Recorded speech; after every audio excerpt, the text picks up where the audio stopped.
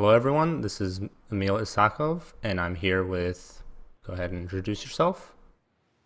Well, here's Janus Wiedler, that eSports guru for League of Legends and Counter-Strike Global Offensive.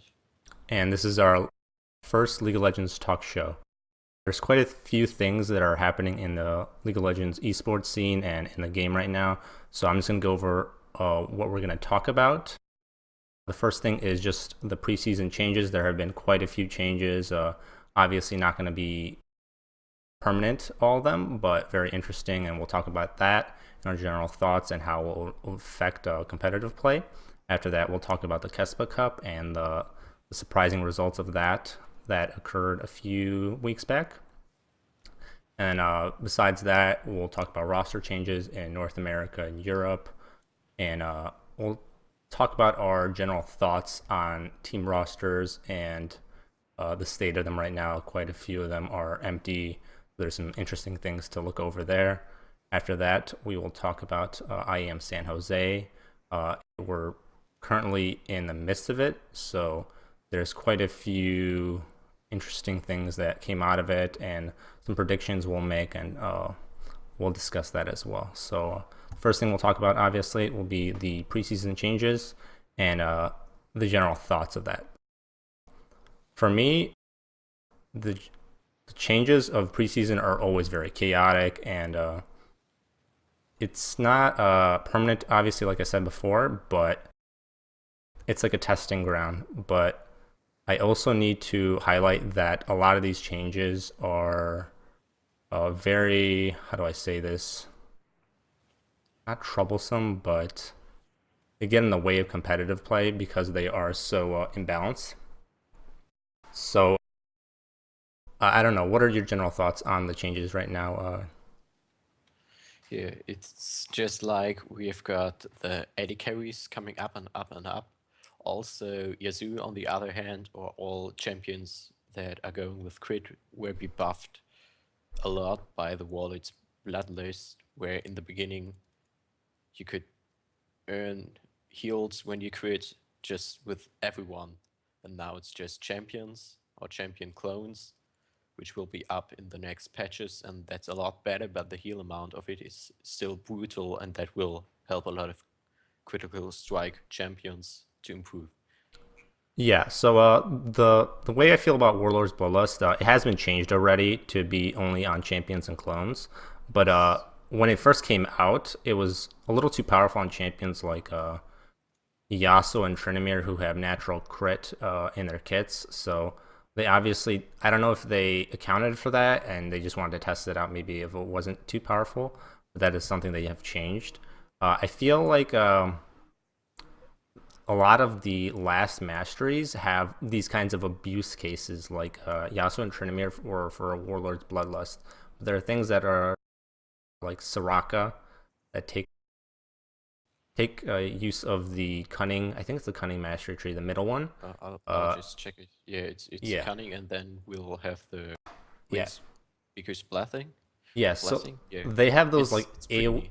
AOE shields and heals that I feel like are going to be very high abuse cases with those champions, Yeah, similar to like Yasuo and Tryndamere on the Warlord's Bloodlust.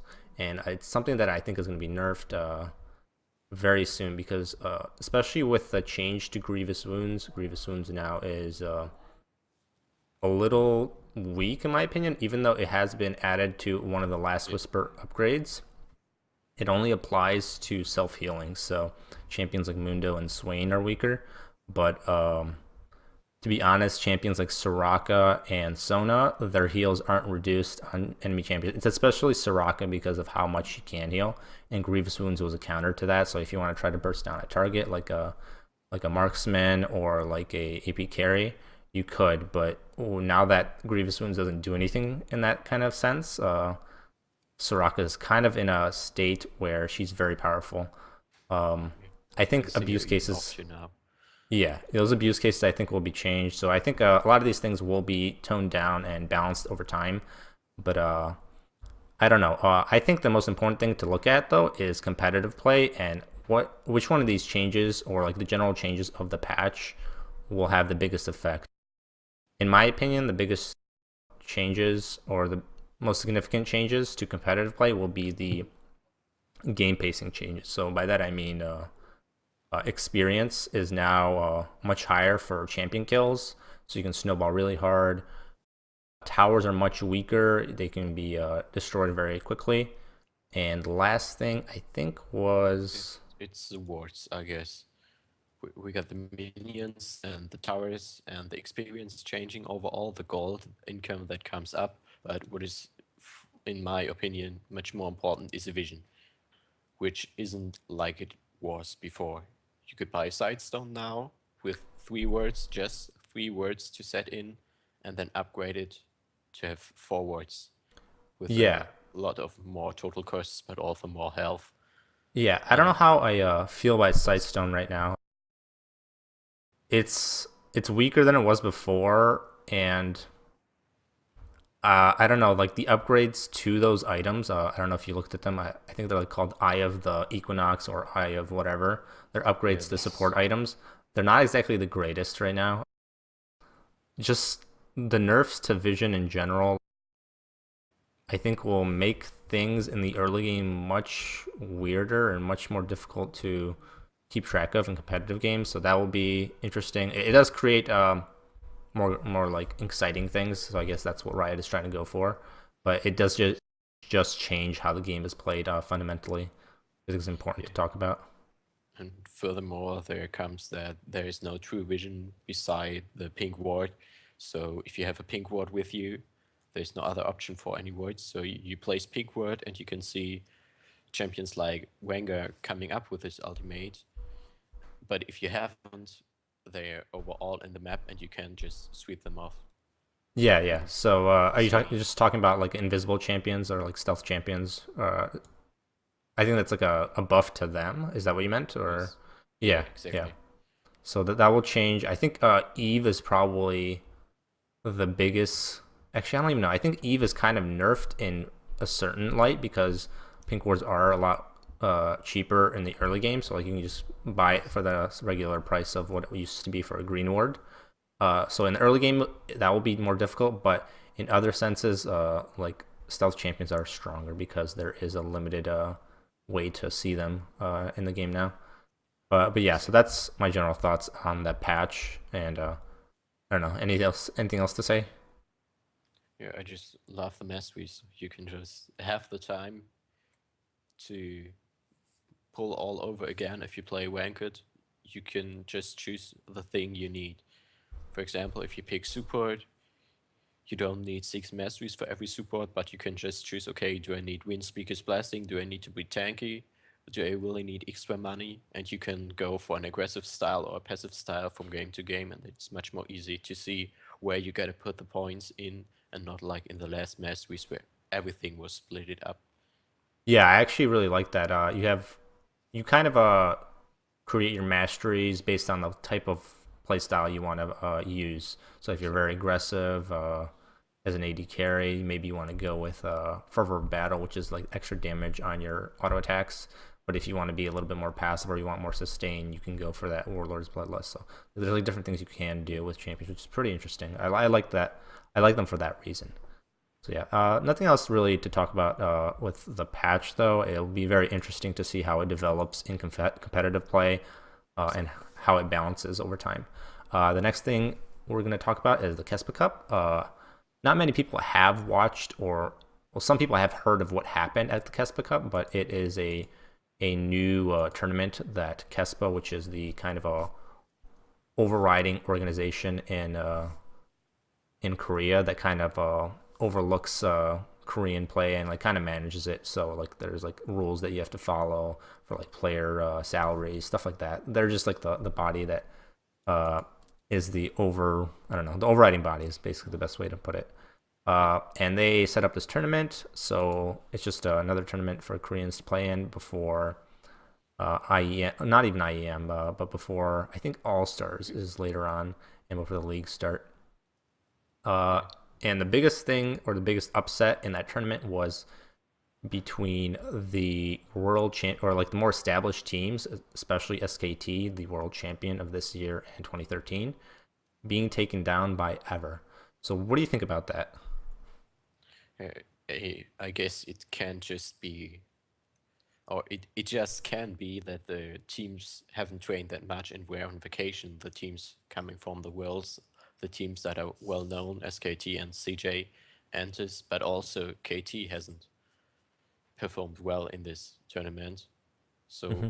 we have a lot of good and really good teams that couldn't compete there or couldn't come up with their best Hmm. play style. And then we have ESC Ever just taking over the matches and also beating the world champion. And that might not just be the vacation, but also a good team coming up.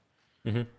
And I think a lot of the reason why SKT or NCJ and like these other teams did lose to Ever is because, especially SKT and KT, they were playing on a patch much farther behind than the teams that were at Worlds. Like they were playing on a patch that was completely different, in my opinion. A lot of the changes or a lot of the strong champions in that patch. Um, one moment.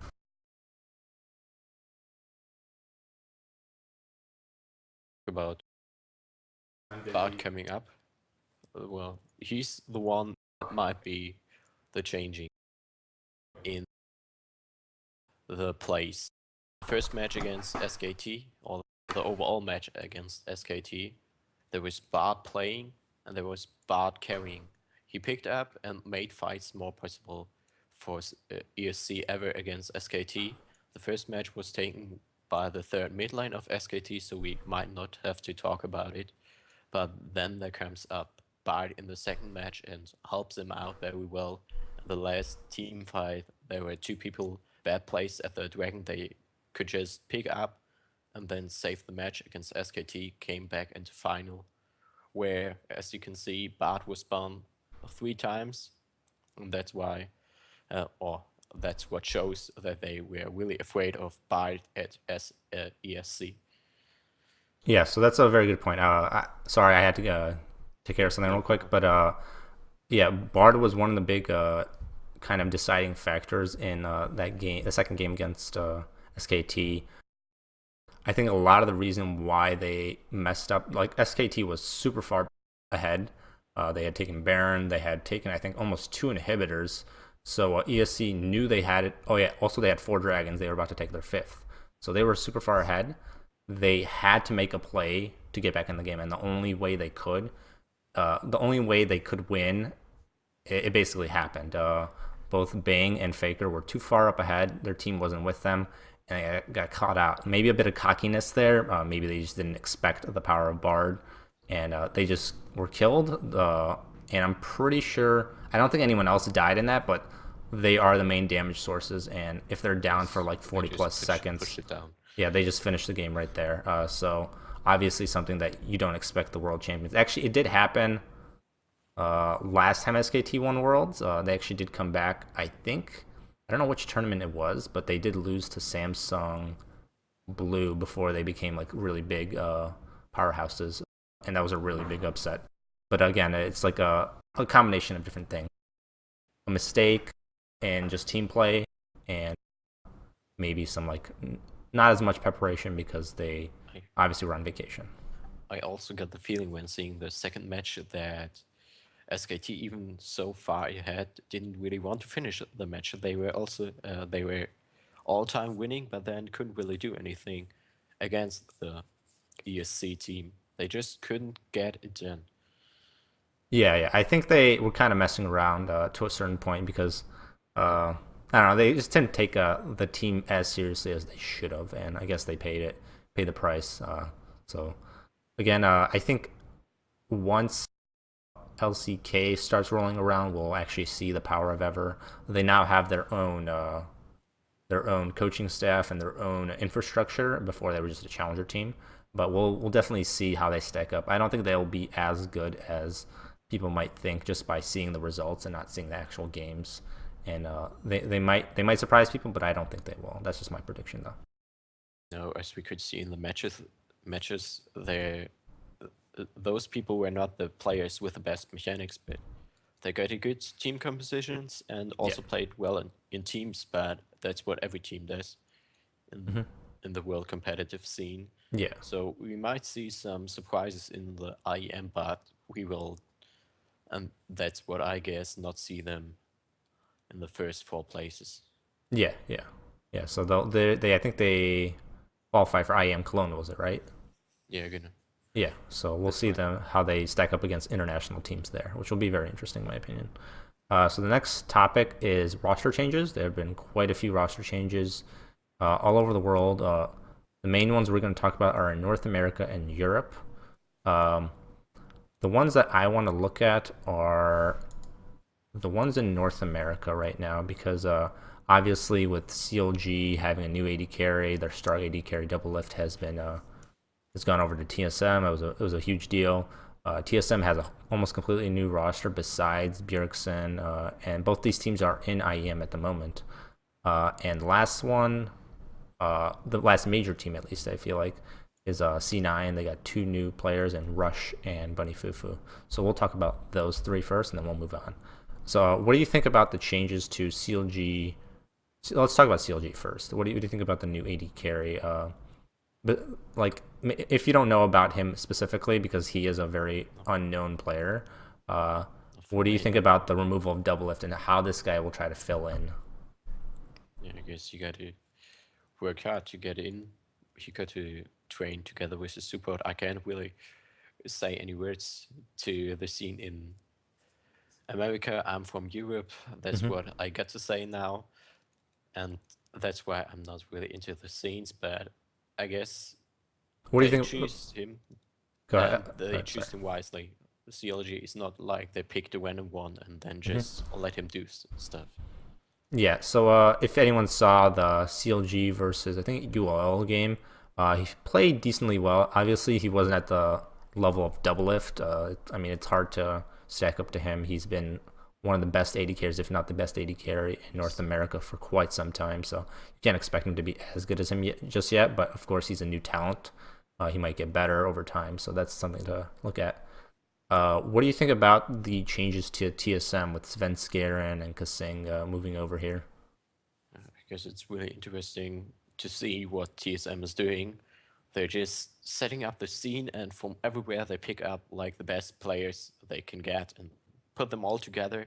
And I'm interested to see how and yeah how it will become and who might be the one that will guide them to the end and where they will be then. Mm-hmm. Yeah, I think it's very interesting that they brought in two very good players from Europe, Sven Skjern and Kasang. And I think the deciding factor in if this team is going to be good is if those two players can work together to make plays around the map. Because right now, the dominant strategy is have your support and jungle together and move around the map with lane swap scenarios, so your AD carry isn't in a position where he's underfarmed, and you just move around the map and create plays in the jungle and in other lanes, and it's very powerful. And I think if they are able to synergize well, that will decide if this team is really good. Obviously, they have Bjergsen and Double Lift to fall back on, and if you guys have seen IEM, you've seen that obviously they're still very good players. So, but I think those two players will be key. Haunster actually put up a really good performance. Their new top laner. He showed that he can be a carry force and he can play against the best. He played against Acorn and Flame, two Korean top laners that have made a name for themselves for being really, really good. So I think it's very interesting, this new roster, and it has a lot of potential. Yes, of course it does. All right, But we will so just have to wait for it to come up. Maybe they will even do it further in the IEM now. They yeah, beat yeah, up their first match pretty well. yeah. So we'll actually talk about what we think of IEM. I'll kind of go over what's been happening and how teams have performed, and we'll talk about predictions maybe going forward. The next team is Cloud9. It wasn't too recent, maybe a few days ago, that they picked up both Rush, the former jungler of TIP, Team Impulse, and Bunny Fufu, the former support of Gravity Gaming. So, what do you think? Have you seen any plays of Rush and Bunny Fufu? And I haven't seen them at all, but okay, what I find interesting here is that they don't just leave high where he is, but also think about moving him in the support yeah. position. So yeah, that's very important to look at. It's it's kind of funny if you think about it. He's moved Yeah, from mid to jungle, then to support. Like you never see this happening, and I think no, this shows. I don't know if I would say it's a weakness in Cloud9, but obviously but we he's saw. pretty important for them. Yeah, he's extremely important for them. When they brought in Incarnation and they took out High, he was retiring originally. They really just fell apart. They didn't have any sense of direction, and I think that's why they are putting High in the support role. Even though he is not a career support, he hasn't played support for years and years in the professional scene. His leadership skills and his decisiveness is extremely important to the team, and like I think they're just worried that they're gonna fall apart again, just like last time. That's why they're leaving him in for the time being. And I think the goal is to slowly transition into Bunny Fufu and allow Hai to teach him the different, I guess, Yeah, things about being a strong shot caller, which is very important. And after a while, I think Bunny Fufu will transfer, and that's my speculation because I think you can't like he's wanted to retire for some time. He doesn't want to play, but he doesn't want to help C9 be a good team again. So that's what I think. yeah, it might happen. I'm Yeah. not quite sure. Maybe Hai just helps out with the movement, where they got to go. As a jungler, he knows where he is going with the support when lining up. Mm-hmm. And there's also what we didn't talk about in the patch notes, the new Herald. Zeke's He Herald plays at the or no the Baron oh okay yeah at the before I see minutes yeah 20. gotcha What's it yeah. called? Yeah. So yeah, the new monster that takes the place of Baron before 20 minutes. It Another might be objective. interesting. Yeah, the objective might be interesting for top and mid lane, and if you get the support roaming around, maybe with a lane swap, you can just top lane, mid lane, jungler, roam up, and do him in like 15 seconds. Yeah. With That. the true damage coming out, that's obviously going pretty fast, and they could have a pretty neat buff to take the tower at the top lane Mhm. pretty fast. Yeah, and I think especially with how towers are going to be a lot weaker, if you can get a fast Herald and just go down into a lane, you can push it extremely quickly with the buff, and it just makes fast push strategies a little bit more possible now, especially earlier into the game. And I think with High coming into the new C9 roster, uh, his I think so the support and jungle role are the best places for a shot caller because they can move around the map. So I think if he had to switch to a different role, it would be support.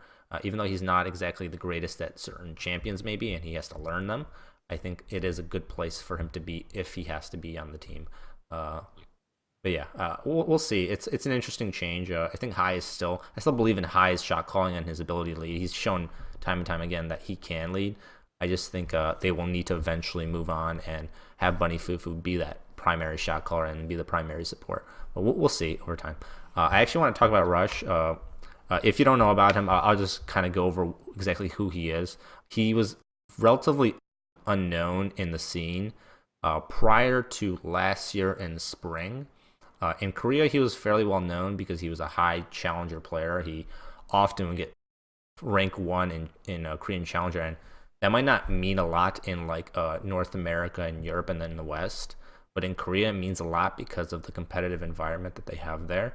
Uh, if you look at the challenger ladder on any of the websites like op.gg, you will see that almost all of the players at the top of the challenger ladder are professional players, and Yeah, that's kind of like the culture that has been created in Korea, where everyone tries extremely hard because they know that's actually where coaches look for new players if they want to like get up and coming talent, and I think that's very important. And Rush was at the top of the rankings. Every time he would go back to Korea, he would get rank one, and he would be playing against players like Faker, Pawn, players from EDG, like, and this is like insane. And this guy comes in, shows his talent in the NALCS. He's a very high mechanical skill jungler. That's what I really like about him, and he's not afraid to make plays. So I think coming into C9 will be very interesting how he communicates with them. He has decent English, not the greatest, but I think he will. yeah, it will work. Yeah, he will be a very strong force if they can help him out, help him synergize with the team. He'll be very strong. So, but we'll see. That's the most important thing. Yeah, I guess we see some insect moves coming out from him. Yeah, he's extremely good at Lee Sin. That's his like key champion that he just carries on. So I think with the new patch and with the buff to Warrior, I think he's gonna get a huge buff to Lee Sin. Also, if you look on one of the jungle enchantments, I don't know, they're probably gonna keep it in, but you no longer have to buy Sightstone on Lee Sin. You can just get the trackers Yeah, that's uh great for at enhancement. least into Yeah, use it's it. extremely He good. I think can he just jump everywhere. yeah, it's going to be a huge buff to him. He doesn't have to get another 800 gold item. He can just get the jungle enchantment and he'll be set. It's going to be very powerful, and I think Rush is going to be quite strong, at least in the beginning of the season. I think that's what's going to happen. Yeah. So, do you want to talk about Europe, or do you, anything else you want to talk about in North America? Well, the only thing that really is important to say about Europe is the power of evil switched off from Unicorns of Love with two other players leaving Unicorns of Love, and he got to Origin where he's now in a mid lane roster together with XPeak, and they share the place. And I guess XPeak, who's going to get more and more in the coaching and managing position of Origin to grow the side, that he's going to teach Power of Evil how he's got to be the best mid lane. Yeah. So PowerOfEvil was showed a lot of promise in Unicorns of Love. He was honestly, in my opinion, along with sometimes Hillsong was sometimes a good player on certain champions, but Power of Evil was definitely the standout carry on that team. You can see, especially in this last split, in the summer split, he really showed the difference between him and his team. Like even in the games that they were losing, he had a really good score line. He just did all he could to try to carry the game, and sometimes he just couldn't. Coming into an already established team with experience in XPEC, SOAS, it'll be extremely interesting, in my opinion, to see how he'll do. He's actually gonna have a game fairly soon. I think it's already started, but Yeah, yeah, it's just live now. yeah, it's gonna be very interesting to see how he does. I think he's gonna be extremely good. Given some guidance, I think he might be on the level of Fabivin, Froggen, like those kinds of players in Europe. Uh, I think it'll be very interesting to see. Just well, but yeah. Besides that, also Fnatic. There's rumors that Uni Yeah. and Reignover want to come over to North America. What do you think about that overall? I guess it's, well, what I read about is also a thing of money, where you get paid more when you come to NA Hmm. because there's just more money in esports, and that's not what it's like in Europe.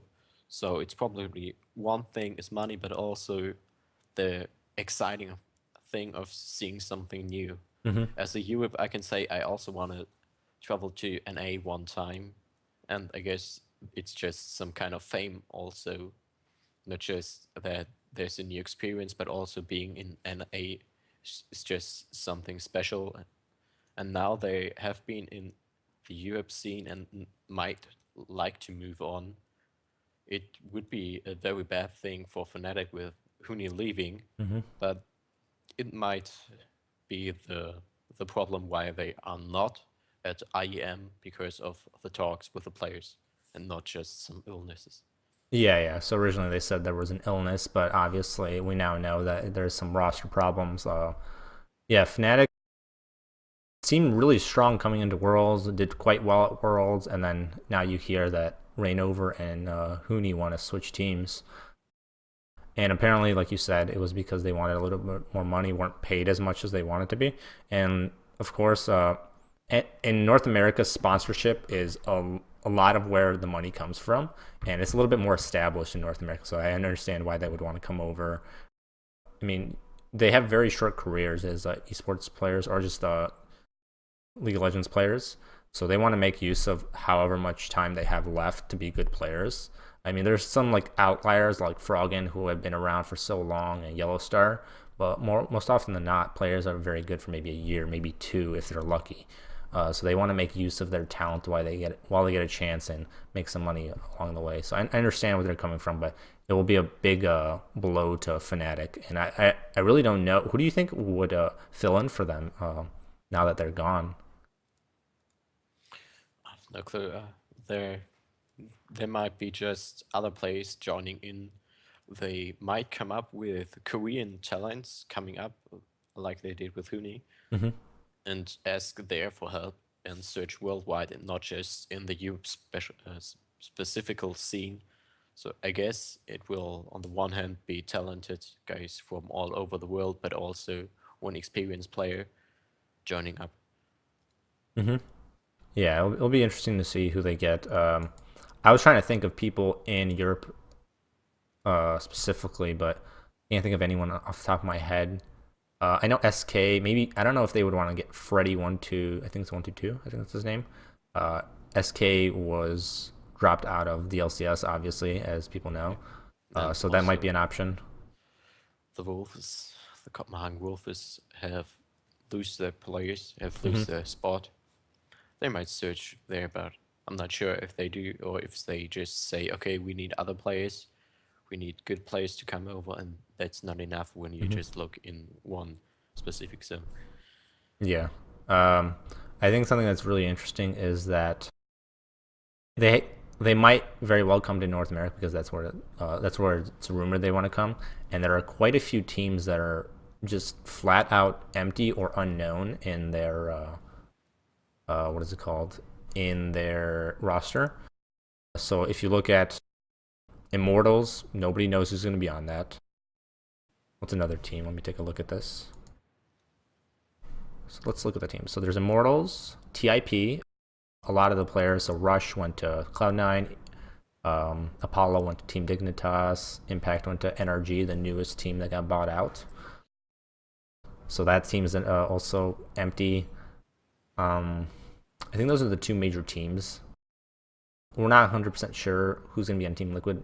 Piglet and Smoothie are the two bot lane players, but we don't know. Like, there's just a lot of unknowns right now, and I find it interesting that teams haven't. I mean, they still have a lot of time, but it's getting kind of late into the off season where a lot of talent is already being picked up. So I expect a lot of foreign talent, a lot of players from overseas to come over. So like I said, TIP might pick up Fnatic, Huni, and Rain over. So that might be an option That's for them. but for now, there's still time for them to come up with. It's not even the end of 2015. Yeah, For now, they got time, but if they really want to perform well from the beginning, they get to bring up players from now on and train with them. yeah, you're very right. They need to get players together as soon as possible so they can get that synergy together. So that is important. You're right. All right. So the last topic we want to go over is IEM San Jose. If you've been watching it, it's some upsets, or I don't know if you want to call them upsets since LGD kind of didn't show up at Worlds. So I don't know what to think about them anymore, but we're just going to talk about day one first. It was first TSM against LGD, so a rematch of the Group D uh, teams, and the second game was CLG versus Unicorns of Love. So that's actually another roster we haven't talked about, but as you said a little bit about, PowerOfEvil did move from Unicorns of Love over to Yeah, Origin, so that is a big deal, and you can see that's right. what happened to that team since then. So let's talk about. I guess let's talk about that first. Unicorns of Love versus CLG. The way it went, it was. It seemed like CLG was much more put together, even though they had a new AD carry. They looked much more organized in their play and their macro play and moving around the map. Here we can Now, also see they won both matches after 33 minutes, just with quite good gold advantage of 7k and then 11k. mm-hmm. Yeah, they And were. that's quite great. Just a 2-0 match against the Unicorns of Love. The all left Yeah, a lot team of. from Europe. That's good. Yeah, so it was fairly clean wins. There were a few mistakes here and there, as you would expect from a slightly new roster with CLG with one player. But Unicorns of Love, I feel like they were extremely disorganized. Like they did not know what they were doing. It felt like old Unicorns of Love, but without a lot of the like outplays that they had because they had PowerOfEvil, Hillsong, who used to be really. I think he's still good at Thresh, but they didn't have that synergy that they used to have with their players. So it really showed in this game. So we'll see how CLG does moving forward. They're going to face Janair. I think it's later today, so it'll be interesting to see what happens in that game. Janair doesn't have their mid laner that they used to have, GBM, who was one of their better players. He moved over to North America as well. But it's still going to be an interesting match. They're kind of unknown. They did play a few games in the KeSPA Cup, but again, these teams, it's kind of hard to tell who's going to win. I think CLG will take it if they play as well and as clean as they did that last game against ULL. That's what. All right. When it comes further, we got TSM LGD 0-2 win, which is quite good after the roster changes. And now they're playing against Origin, and now we get to see how PowerOfEvil works with the new roster. If it was a wise choice for him to switch the teams in Europe. And I'm really excited to see what they're going to do. Maybe I can come up with the bans. So Kassadin Riven and Tam Kench were banned by Origin, and Team Solomid got Kallister, Lulu, and GP gone. So we just have to wait and see with whom they're going to play. PowerOfEvil with KeSPA against an Orianna in the mid lane. That will be quite interesting. There are two different combinations of the team rosters. I'll just send you a link here. Okay. Yeah. I think something that's going to be really interesting to look at is the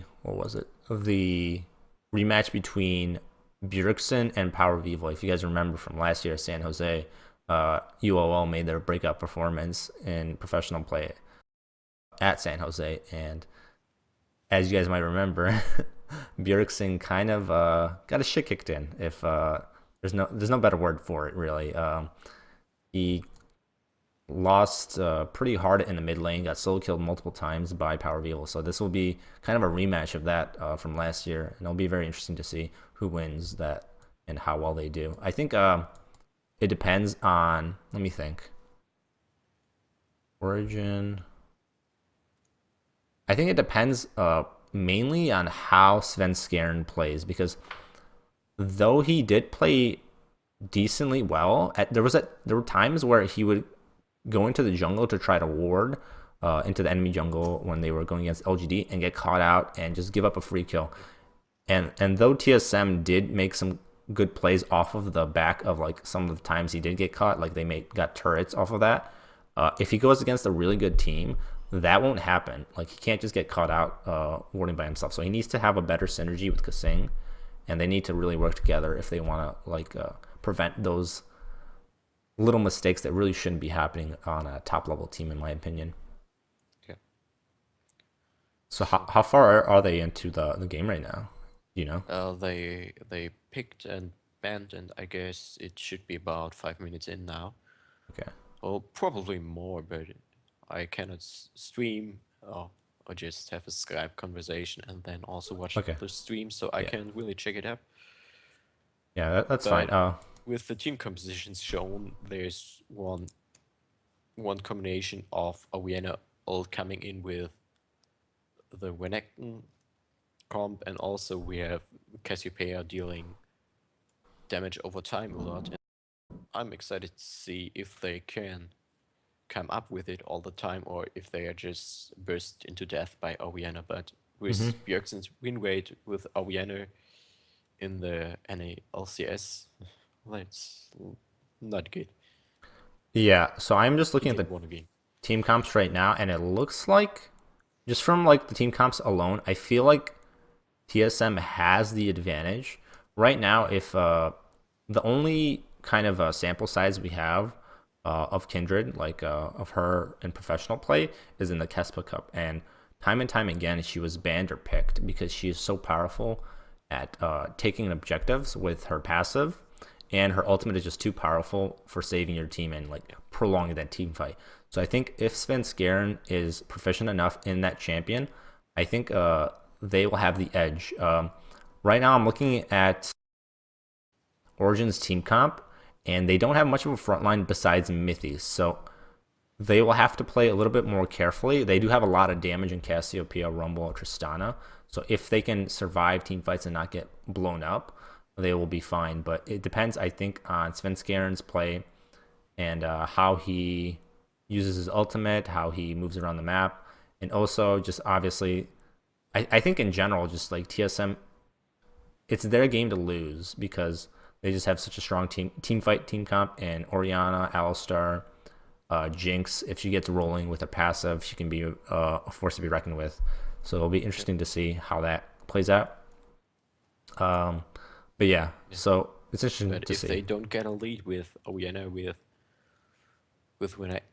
Jinx, they will have a problem against Origin, In who yeah, are yeah, coming in the late, but then will burst them down if they can. yeah. I think the the really key thing is that Jinx is going to have some troubles dealing with the Rumble, like just getting past that ultimate. The mid game on Origin is really powerful, so that's one thing to worry about. But I think in the super late game, depending on how things go before that, uh, TSM does have the advantage, just because based on their team comp and just looking at it.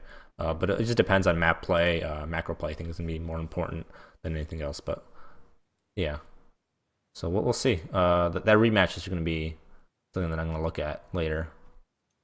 Besides that, I think let's just I don't know. What are your predictions for this matchup? Just like not even looking at the team comps, just like the matchup between these two teams. TSM is obviously a fairly new roster. PowerOfEvil is the only new player on Origin. Who do you think will win this? I'm not quite sure because PowerOfEvil is still new to all of these, but I guess if the team can come up and support him, they will take this match home. This whole thing, they probably lose the first match bet. With XP just coaching, there's a little problem, but I guess they will do it and not solo it. Mm-hmm.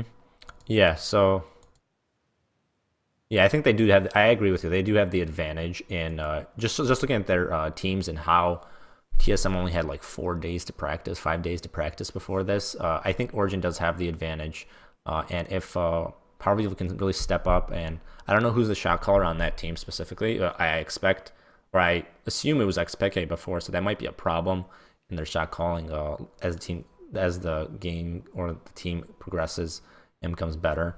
But I also think Mithy can do that. So I'm not 100% sure who the shot caller is. So that might be a problem. But besides that, I think Origin will most likely take this.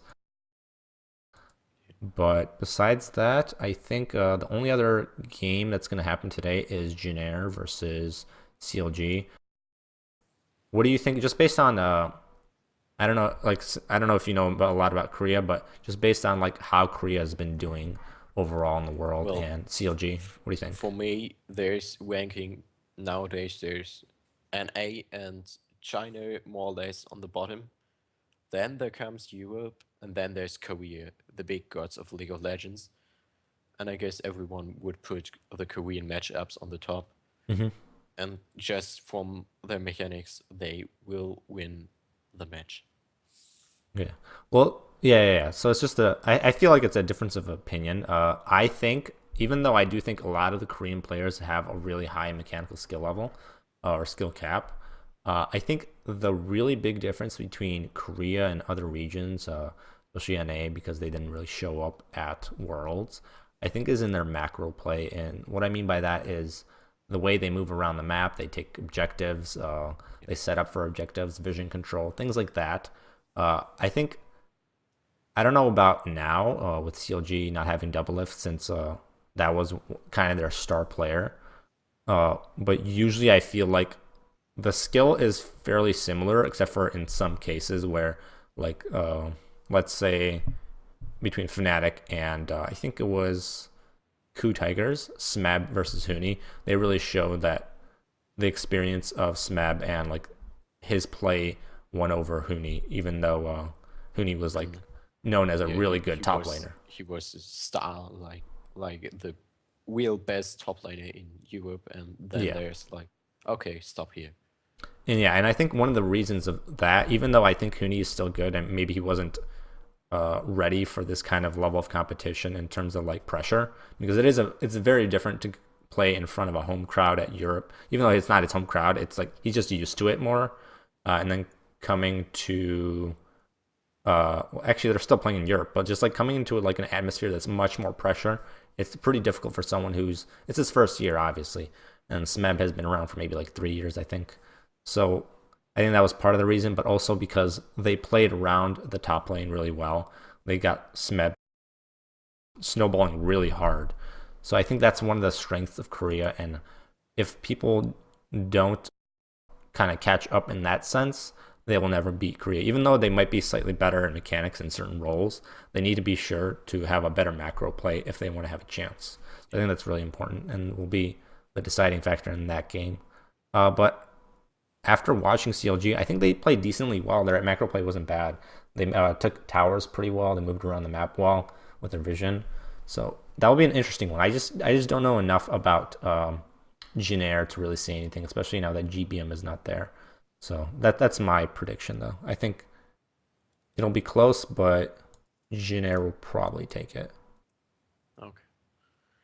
Yeah, So yeah, but the thing excited to see there is just how they will perform with new ADC. And that's what it will be about for CLG, just testing out. yeah. Stixay, yeah, he showed in the last game that he had some weaknesses in how he played. Like one time he was against who was it? They were against UL, right? He got caught out in the bot lane against Vizichachi on Gangplank and just solo died. And he died another time later in the game when he was pushed up too far. So just some like small mistakes like that he can't make.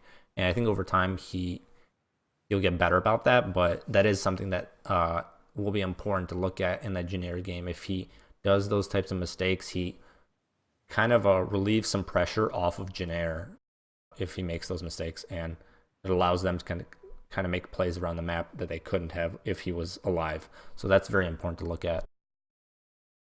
So yeah, that's all I really have to say about that. Anything else you want to talk about in IEM? Who do you think actually will win it all? No, I guess that's hard to say, but for now, I would say it will be Origin taking it home. Okay. Or not taking it home, but they they will probably do it.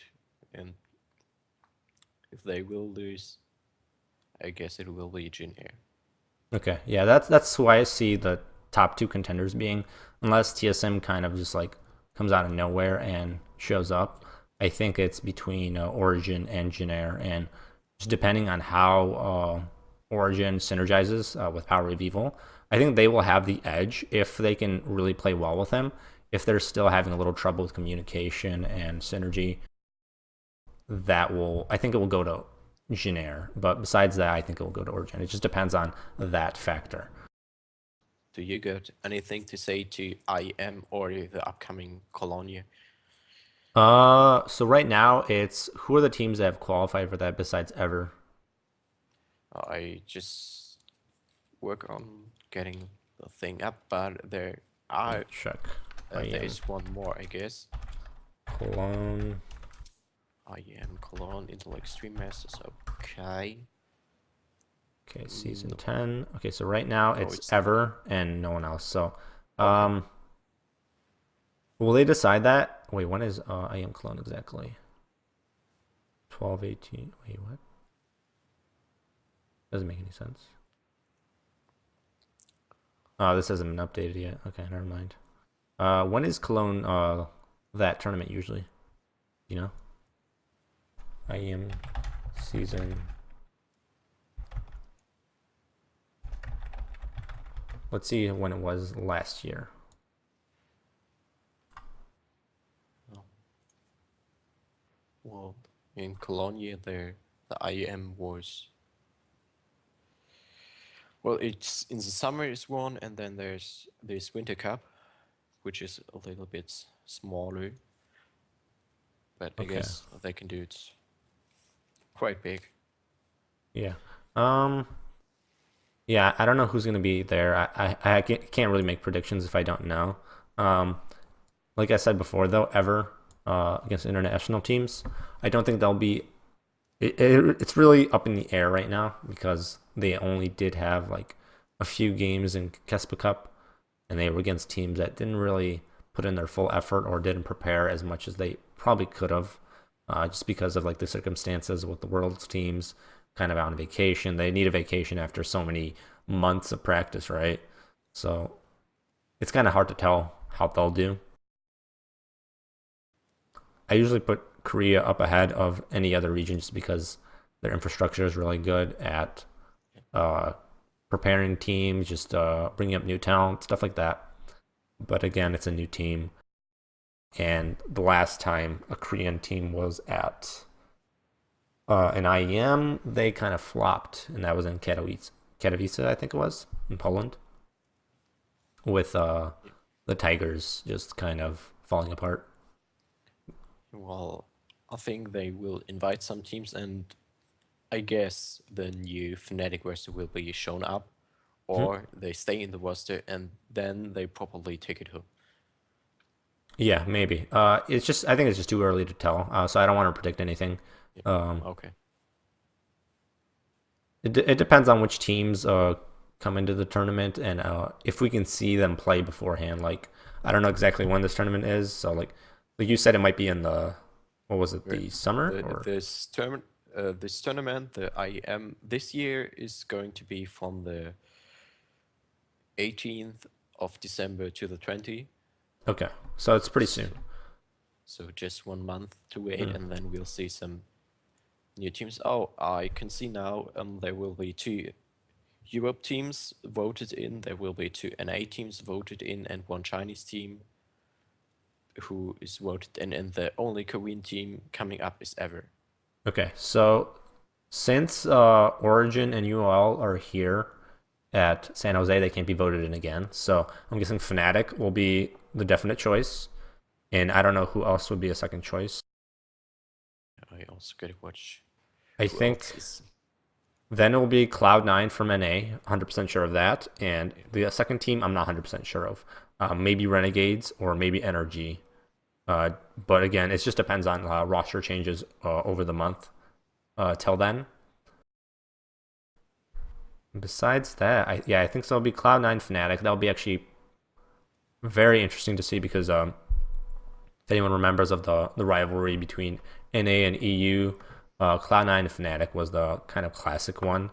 Every time they would meet, it went one way and then the other. I think I don't remember exactly the who won each one, but it's always interesting to see those rivalries come up again, even though they are different. Complete like Fnatic is only Yellow Star now compared to what it used to be, and Reckless now that he came back. But that rivalry, I think, will be very heated, as it always is between North America and Europe. So yeah, but besides that, sorry, go ahead. Sorry. Yeah, that might be the thing that they will just play around, is just as you said, Europe against NA, and we'll probably just see Chinese and Korean teams being devoted or just losing their first matches, and then there will be the grand final definitely between NA and one Europe team. Wait, do you really think so? Well, we don't know which Korean team is going to come in yet, but do you think they'll beat a Korean team? Uh, the Korean team is Ever, and I don't think that they Okay, will compete with Fnatic okay, yeah, if Fnatic comes up. But we might as well see some changes, and then there's Ever just taking over. yeah. That's true. So we don't know enough about the roster changes coming in within the Yeah. month. So yeah, I can see that. So who do you predict is going to win this? TSM versus Origin. I think you said Origin, was it? Yeah. Okay. I'll give to Origin as well. I think there's still the upset potential of TSM winning it, just because they do have the carry potential of Bjergsen and Doublelift. They can Yeah. they can just go off sometimes, but the safe bet I think would be Origin. So I agree with you. But besides that, I think this is going to be the end of our talk show. Thanks again for joining us, guys. We will have this, I think, weekly. It just depends on what on the time we happens. have and where. Yeah, in the preseason there are pretty much changes, so that's what we will talk about in Yeah. the talk show for Yeah, now. there will be a lot of things that happen in the preseason. It just depends on like sometimes there are like absolutely no things going on, like in between maybe like tournaments or something. But I think in the preseason there will be a lot of news coming out, and we'll talk about that stuff as we go on. But thanks again for joining us, guys, and we'll see you guys next time.